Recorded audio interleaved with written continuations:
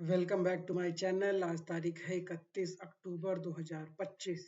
आज हम लोग बात करेंगे गोरखा सोल्जर्स के बारे में और आपके सिख सोल्जर्स के बारे में। ठीक है। हमें ब्रिटिश इतिहास में इन लोगों का बड़ा ग्लोरिफिकेशन है, इन दोनों का। एक गोरखा सोल्जर्स का कि गोरखा जो है वो मौत से नहीं डरता है, और दूसरा आपके क्या नाम है पंजाबी सोल्जर्स का, जिनको सिख सोल्जर्स भी कह सकते हो आप। ठीक है। तो अब इनके बारे में जो है इस बारे में बात करेंगे, और इनके लिए जो शत्रु बोध है वो आज चैप्टर 27 है। तो इनके बारे में बात करने की कोशिश करेंगे कि इनका शत्रु बोध कैसा है और कैसा होना चाहिए। पहले तो एक बात जाननी चाहिए कि कैसे ये लोग ब्रिटिश फोर्सेस में आए। आपके गोरखा जो इन्होंने ब्रिटिश फोर्सेस ज्वाइन करी, और उसके बाद काफी कैसे कहते हैं रेजिमेंट्स बनी इन लोगों की, और काफी इन लोगों का नाम है, इनकी एक रिच हिस्ट्री है। उस तरीके से जो है इन लोग को समझने की जरूरत है। तो दोनों के दोनों जो हैं, जब ये ब्रिटिश फोर्सेस में आए तो इन लोग जब अपनी लड़ाई हार गए तब ये लोग ब्रिटिश फोर्सेस में आए। ठीक है। तो बेसिकली क्या हुआ, इन लोगों के राजाओं को पहले हराया गया। ठीक है। इनकी किंगडम्स पे कब्जा किया गया, और इनसे फिर एक डील हुई, एक ट्रीटी साइन हुई कि हम आपकी जो है पॉपुलेशन का कत्ल नहीं करेंगे, जिसमें आपके बच्चे, बूढ़े, आपकी बीवियां हैं, लेकिन अब आपको हमारे लिए लड़ना पड़ेगा। ये वैसे ही है जैसे मान सिंह के बारे में नहीं कहा जाता है कि वो अकबर के लिए क्या नाम है बात करता था। जो मान सिंह का जो इतिहास है भारत के इतिहास में, उसमें वो गया था उनसे लड़ने, क्या नाम के मेवाड़ के राजा थे, मेरे को नाम ही भूल गया, बताओ जल्दी। पृथ्वीराज चौहान से। ठीक है। वो बात करने गया था कि तुम जो है अकबर की दास्ता स्वीकार कर लो। फिर यही मान सिंह जो है लड़ने गया था आपके अहोम ट्राइब से। असम में जो वहां पे वो राजा थे, वहां पे उन्होंने बहुत बुरी तरीके से मारा था मान सिंह और मान सिंह की सेना को। ठीक है। तो इनका जो इतिहास है वो इसी तरीके से देखा जाना चाहिए कि ये पहले राजा थे, मतलब राजा इन द सेंस एक पूरी किंगडम थे। वहां पे ये लोग हार गए, और फिर इन लोगों ने ब्रिटिश झंडे के तहत लड़ने का मन बना लिया। फिर दूसरा क्या, दूसरा ये कि इन लोगों के स्पेशलिटी क्या थी। देखिए, गुरखा और क्या नाम है सिख सोल्जर्स की दोनों की अलग अलग स्पेशलिटी है। गुरखा सोल्जर्स की स्पेशलिटी ये है कि उनका टेरेन ऐसा है जहाँ पे वो लोग रहते हैं, उनको पहाड़ बहुत बार चढ़ना पड़ता है पानी लेने के लिए और खाना लेने के लिए, और बहुत बार उतरना पड़ता है। तो जो लोकल पॉपुलेशन है वो इस तरीके की क्या कैसे कहते हैं फिजिकल स्ट्रेंथ डेवलप कर लेती है कि वो लोग फिजिकली बहुत ज्यादा स्ट्रांग है। फिर फ्रॉम द फैक्ट कि उन लोगों ने एक लॉयल्टी शो करी है, क्या नाम है ब्रिटिशर्स के लिए, ये इनका सेकेंड पार्ट हो जाता है। तो ये यहाँ से इनकी इतिहास शुरू होता है। फिर ये वर्ल्ड वॉर में भी लड़े हैं, वर्ल्ड वॉर 1 में, वर्ल्ड वॉर 2 में। भारत में भी इनकी सेनाएं हैं, गोरखा बटालियन है। गोरखा सुन के लोगों को लगता है ये नॉर्थ ईस्ट में है, पर असल में ये तराई रीजन है आपका, क्या नाम है उत्तराखंड, नेपाल। ये लोग गोरखा हैं।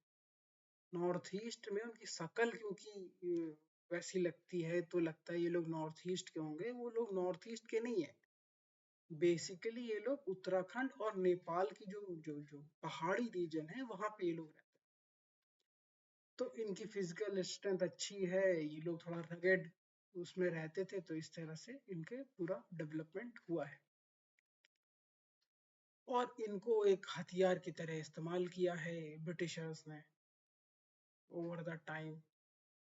ठीक है। और वापस आ जाते हैं आपके सिख सोल्जर्स के पास। सिख सोल्जर्स भी वही हुआ, एंग्लो मराठा वॉर्स हुई, उसमें ये लोग हार गए। हार गए तो फिर यही सौदा हुआ कि आपकी पॉपुलेशन को नहीं मारेंगे, और आप जो है ब्रिटिश झंडे के नीचे लड़ने लगिए। तो जो ये ग्लोरिफिकेशन है ना कि वो 21 सोल्जर्स ने जो है वो 10,000 अफगानी सोल्जर्स को वहां पे रोक के रखा, और आज सिंह गरजेगा और ये वो, ये फैंटेसी जो है ये ब्रिटिश फैंटेसी है, ये भारत की फैंटेसी नहीं है। ये जो हिस्ट्री की लाइन है ये भारत की लाइन नहीं है, ये ब्रिटिश की खुशी के लिए बात है कि सोल्जर्स मर गए 10,000 अफगानियों से लड़ते लड़ते। ठीक है, तो इसमें हम लोग को ये समझना है कि हिस्ट्री को ऐसे देखना है कि हमारे देश को कब फायदा हुआ। अब जब सिख सोल्जर्स भारत के लिए लड़ते हैं, अपने देश के लिए लड़ते हैं, पंजाब के लिए लड़ते हैं, जब पंजाब में घुसे चले आ रहे थे आपके ये नाम है पाकिस्तानी सोल्जर्स लोंगे वाला की लड़ाई में, वहां पे जब सिख अपना बलिदान देते हैं तो वो अपनी धरती के लिए बलिदान दे रहे हैं, अपनी मातृभूमि के लिए बलिदान दे रहे हैं। ठीक है, लेकिन अगर वो दे रहे हैं बलिदान ब्रिटिश फोर्सेस के लिए, वर्ल्ड वॉर 1 में जाके लड़ रहे हैं, अमेरिका में, जर्मनी में, यहाँ यहाँ उनको फेंक दिया गया है, तो उसका बात का क्या फायदा ना। तो इस बात को ध्यान में रख के वो करना पड़ेगा कि सोल्जर्स जो हैं वो एज अ वेब इंस्ट्रूमेंट है किसी भी एक गोल को पाने के लिए, किसी भी एक सीज को जो है वो पूरा करने के लिए। और किस खूबसूरती से ब्रिटिशर्स ने जो है वो भारत के लोगों का इस्तेमाल किया है भारत को ही गुलाम बनाने में, ये स्टडी का वो होना चाहिए कि कैसे उन्होंने स्टार्टिंग में मोस्टली अपर कास्ट ब्राह्मण्स को जो है वो भर्ती किया और उनको चूरन चटाया कि तो हम जो है वो निजाम से लड़ने जा रहे हैं, हम जो नवाब से लड़ने जा रहे हैं, और आपका बंगाल जीत लिया।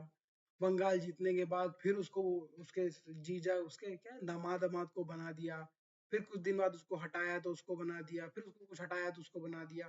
कुल मिला के आपको बेवकूफ बनाया और सत्ता हासिल कर ली।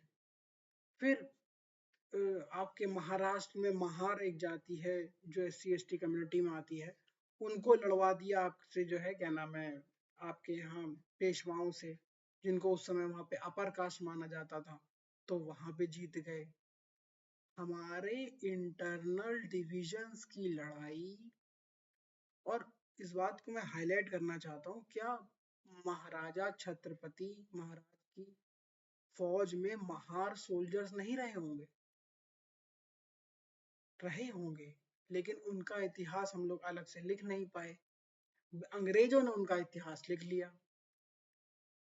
तो ये भी महार जाति से ही आते थे, क्या नाम है अंबेडकर जो है, इनके पिताजी जो हैं वो ब्रिटिश ऑफिसर थे। उस समय पे एक पोजीशन होती थी संतरी की, शायद वो थी, ऐसे ही कुछ था इनके, इनका भी वो जो है पूरी हिस्ट्री जो है। तो अपनी हिस्ट्री को अपनी तरफ से ना लिख पाना और ब्रिटिशर्स की हिस्ट्री को ग्लोरीफाई करना। गोरखा सोल्जर्स जो हैं वो गोरक्षनाथ यानी कि गोरक्षक से ये गोरक्ष आया है, वहां से आया है गोरखा। अब आप उसको आउट ऑफ कॉन्टेक्स्ट ले जाके कितना ग्लोरीफाई कर सकते हो, ये कविता के कहानीकार के लेखक के ऊपर है।